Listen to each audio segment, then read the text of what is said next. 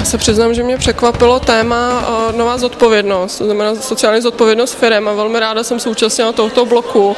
Pro mě bylo překvapující, že toto téma je zahrnuté do marketing managementu, ale zároveň mě to i potěšilo.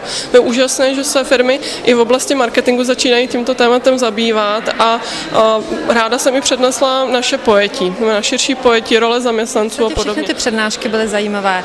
Ona na tu první navázala hned druhá, příspěvek pana Trpáka, který hodně hovořil o internetu, ale zmínil tam věci, které souvisí s těmi trendy typu máme málo času, jsme zahlceni informacemi a ono se to projevuje i v tom, jak nakupujeme a v tom, co bylo zmíněno předtím, že lidé tím, jak jsou zahlceni informacemi, nabídkou v produktech, tak často jdou nakoupit do diskontů, právě protože ta nabídka tam není tak široká. I thought it was interesting that there was such a diversity of speakers because there were people who represented both clients and agencies and nonprofits, so I thought it was interesting to hear different perspectives from all the different speakers.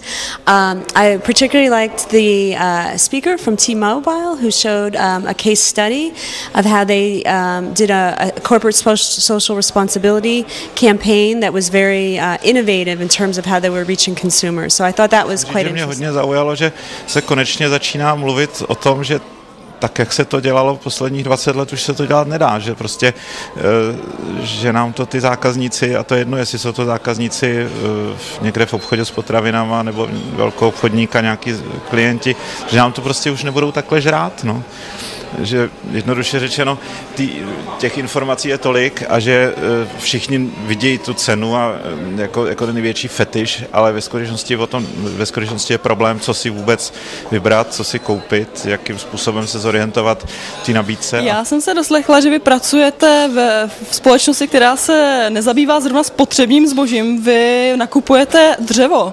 Hodláte nějak poznatky z této marketingové konference využít u vás? Ty věci, o kterých se tady mluví, ty mají obecnou platnost. Jako já myslím, že jestli jednáte, tak říkají přes pult s někým, kdo si přišel koupit 10 vajíček, anebo jestli jednáte s někým o kontraktu za desítky nebo za stovky tisíc nebo za miliony, nakonec je to všechno stejný.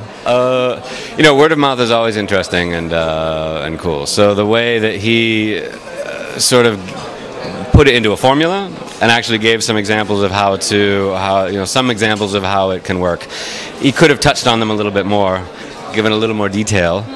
But I think it was a good starting point for people in terms of how they should actually take this idea of word of mouth marketing and use it for their own products and services.